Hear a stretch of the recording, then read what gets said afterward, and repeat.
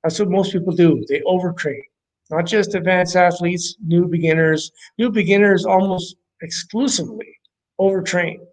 They all think you have to be in the gym for hours. Even though most of them waste a lot of their time when they're there, they think they have to be there for hours, but they don't have to be. So that's a drawback because now you have to figure out, well, what am I going to do with the rest of my time? Sounds like a silly question, but that's just it. Because if you want to maximize muscle growth, that's what I'm saying. Your goal here, it's not, cardiovascular fitness. It's not flexibility. It's you want to create the best physique possible. You have to limit the other stuff that you do. And that applies even for standard training. Okay. If you're, training volumes and then, you're spending all your free time doing, all out, cycling on the side and playing, basketball, 4 or 5 times a week or hockey, you're not going to reach your physique goals.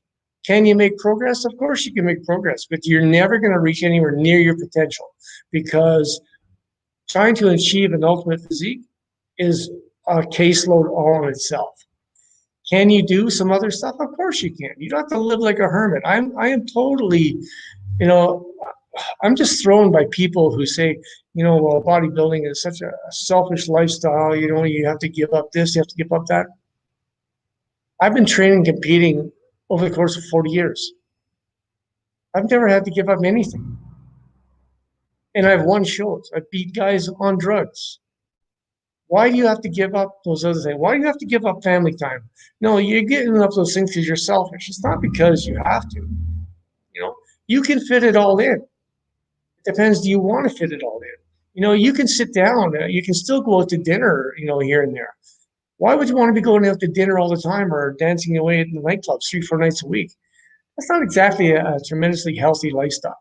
You have to decide, are you in this, for the long haul? If you're just in it for, 4 or 5 years, whatever, to look as good as you can, to try and find yourself a mate and then, turn into a couch potato like so many people do, sadly, then, you go for it. But if you want to actually, be healthy and do this for your life, you know, always be able to feel like you can, you're 10 feet tall and bulletproof. And, you're there when your kids are growing up, you're as healthy as possible. Then you make it a lifelong endeavor. And you can do all those things. You can have, go to family gatherings. You can do, you can have those cheat meals and that. But why aren't you changing your mental profile?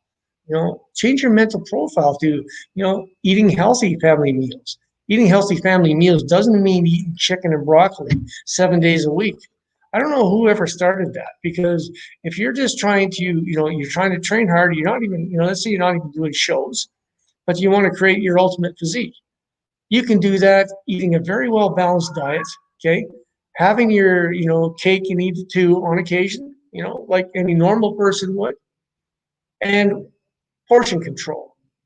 Those are the key factors. And of course, like everything else, I mean, if you're going to, be up all night, to 4 o'clock in the morning and get 4 hours sleep and then, go to work and you're going to burn yourself out. You have to decide what it is you want to do, which will take us into our next subject. And we're going to talk about the psychological, approach to training, and what our limitations are and how to best, go after things. So what I'm saying here is there is no such thing as having to live a life of, what's the word? I've seen people use anything from being a monk to a recluse. You do not.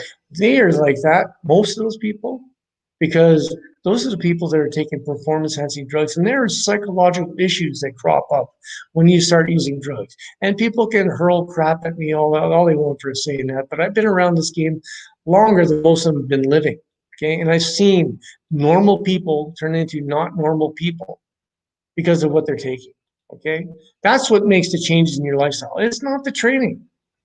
Nobody's trained harder than I've ever trained. Nobody. I've got buddies that have been trained, and no one trains harder than they've ever trained. They still had a girlfriend, and they had a family life, and they had, some of them had kids, some of them didn't. They led normal lives. They had careers. Okay? So what I'm saying is balance. Balance in training, balance in diet, balance in your lifestyle. These are all very, very important things, okay? Those are two things I really wanted to get off the table here. I also want to talk about, we're starting to get into the psychological things. I see a lot of questions people talk about, what do you use? They're asking these questions. They're asking other people, not specifically me. I have these days where, or excuse me, I'm finding myself, I don't feel like going to the gym. I'm not motivated. What do you guys do when you're feeling like that? And I get all these responses. Well, I take 3 of these high caffeinated drinks, or I do. When I started training in all the years of my competitive years, I'm going back into competition again, by the way, but all my competitive years, I never took any type of a drink to get to the gym. I never needed that. Nobody needs that. These are all crutches that people are devising, okay? They're devising these things, and then they become reliant on them. If you all of a sudden determine that you need to take, needles in your rear end and pills and bottles of caffeinated drinks to get you going, those are all signs of addiction, folks. That's what that is, okay? That's not fitness. That's not bodybuilding. That's addiction. Okay? You need to get that through your head. Call me whatever you'd like. I don't care, because my goal and my sole goal is to get the message out to as many people that have not gone down that dark road. People that are still on the fence, they don't know a lot about the sport, but they're hearing a lot of stuff that they shouldn't be hearing because of people that just flagrantly throw drug use and every other use around like it's just common everyday thing. Shouldn't be like that. It's kind of where um, our whole social circles have evolved to, and it's not good. It's not good at all. It's not healthy, and it needs to be reined in. So psychologically, what do you do to get motivated? You know what? It's kind of what I've been talking about before. You need to approach this sport. It's a sport, it's an art, and it's a lifestyle. That's the beauty of it. Many other sports, how many sports, there are no other sports. Do you know where you carry your trophy around with you all the time? How many sports that sport, and how you train for it allows you to roll over that information and that mindset into helping you develop other areas of your life. They are very few and far between. None of them allow you to carry your trophy around with you all the time. Okay? None. So that's the beauty of this sport. I fell in love with this when I was 6 years old, and I've been training since I was 17. Period in between, because I was just like every other teenager, and some other things that were going on at home. But I'm glad at 17 I found it, back again, and never looked back. Okay, so creating this lifestyle where you have your trophy. It's not that, if you're one that actually wants to get on stage, it's not that piece of tin or that piece of plastic or that medallion. That's not your trophy. Your trophy is success up here, knowing that you did a good job here and you gave it your all. And what you're looking at, you get to keep that. And you get to keep that by being hard training and natural. Because if you're not hard training and natural, you don't get to keep this. It's going away. Okay? So another subject we're going to talk about. We're going to talk about the realities of drug use. Give me a second here, just take a sip of coffee, please.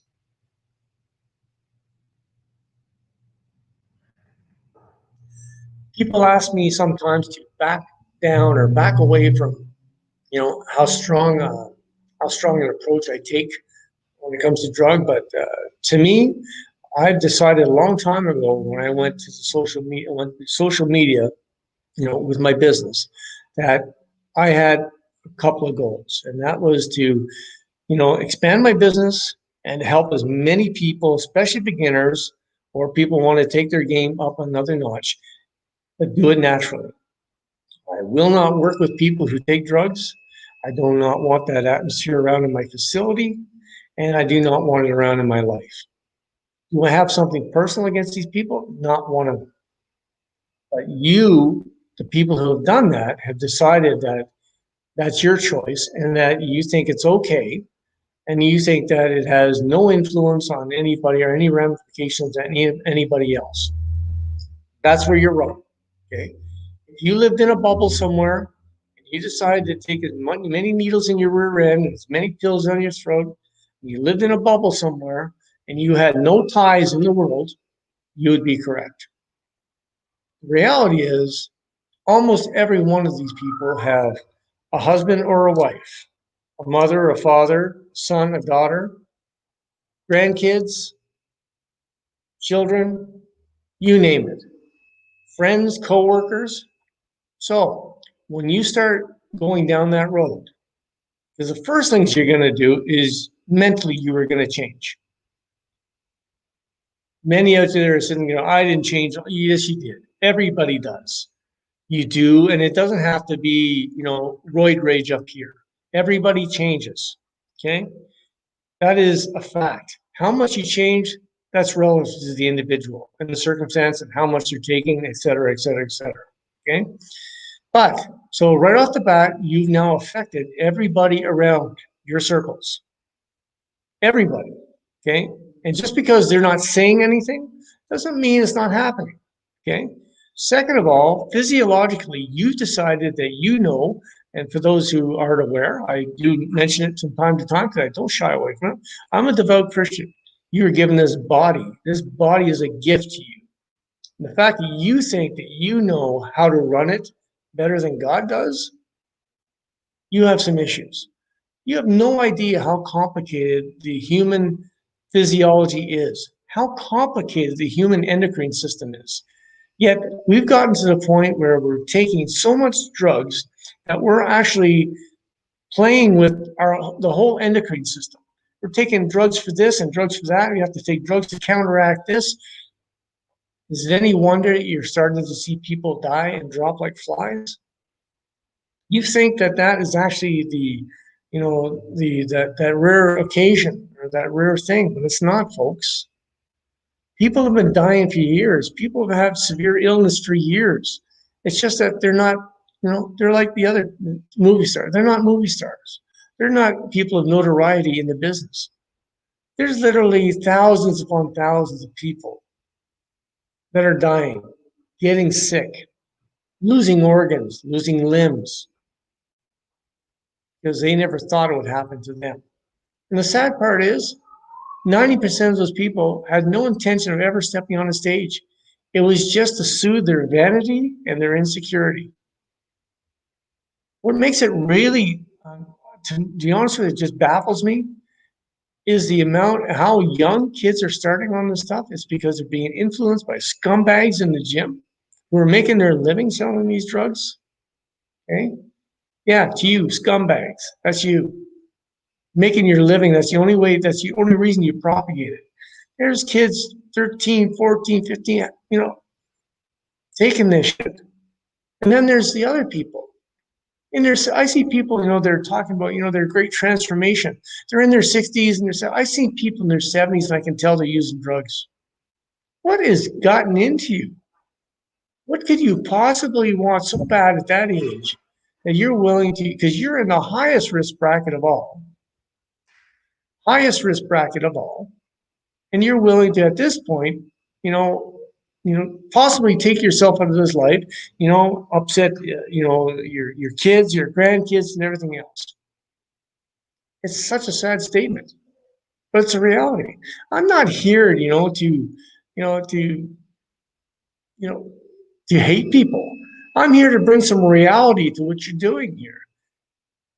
A couple of last things I want to talk about is Facebook groups. I get so many of these Facebook groups, they're talking about, bodybuilding this and fitness this.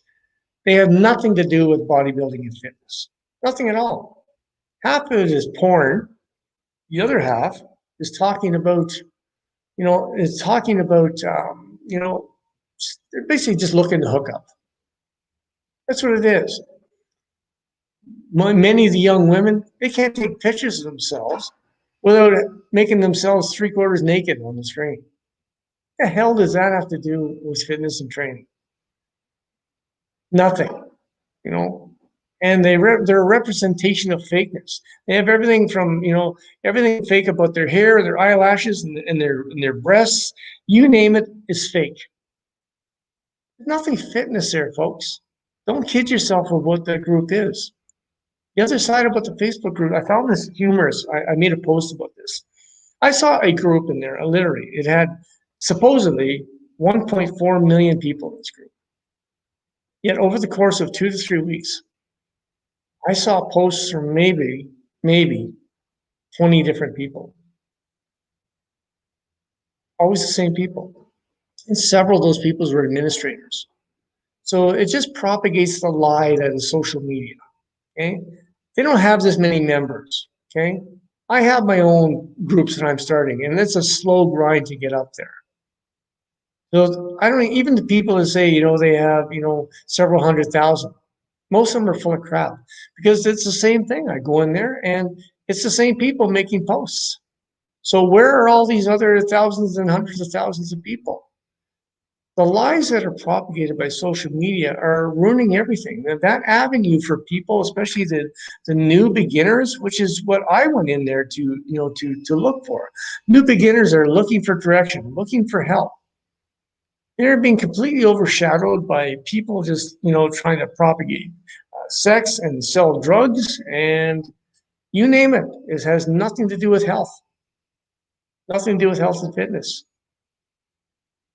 There's just some things that I want to talk about today. There's so much more. I think we'll be doing another smorg here, as you move along. Monday, for those that don't know, we are supposed to have a young lady on the show on Monday. I will be posting something about that over the weekend, and I'll check in with her possibly tomorrow, and just to make sure we're on board. What else? I have started into my 4-week.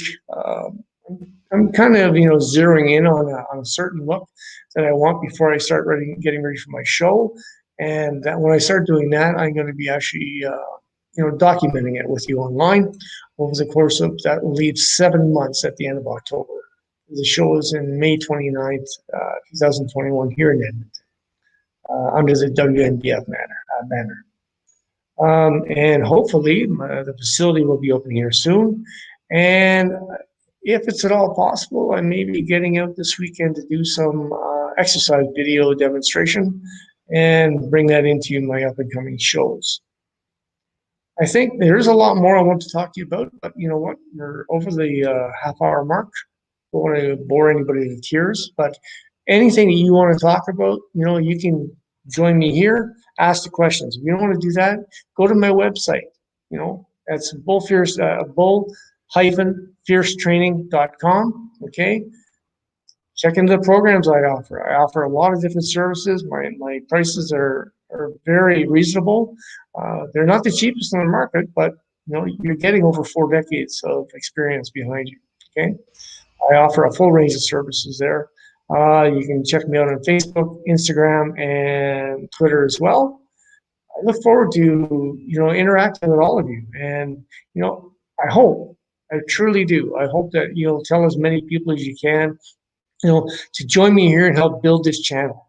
This channel is all about natural training and natural fitness. If that is your world, you need to support the people that want to propagate it. Don't go into all these groups that are propagating drug freaks and everything else except for bodybuilding and fitness. Support the people that are actually trying to develop the platforms for natural training. There's the right way to go. The right way to go for yourself physically, mentally, everything. All my intentions are grounded in my faith. I believe in the Lord Jesus Christ, and I know that what is going on in this world right now in regards to in these pretend fitness groups and just what's going on is just all wrong. We need to right the boat, but it starts with each individual. If you don't join in, it doesn't change. That's the way life is. You can talk about it, but if you don't make any effort, it just falls by the wayside. And I've seen so much that happen over the course of 40 years. People with good intentions not getting support from others. Okay? Stop going to the groups and stop supporting shows and freaks getting on stage. Start supporting the natural competitions. Start supporting everything that's natural and get away from that. Leave them to have their own little round. Okay. And it's nothing personal. You don't have to hate these people. You know what? And in fact, you need to love them more because they need it. Okay. Anyways, this is the way it is naturally. My name is Perry Larrabee. I'm the host and I am the CEO of Bull Fierce Training. Drop in and see me on YouTube at Bull Fierce Training and watch the show every Monday, Wednesday, Friday. And join me on my website as well. You guys take care. Train Bull Fierce, train natural. Talk to you again.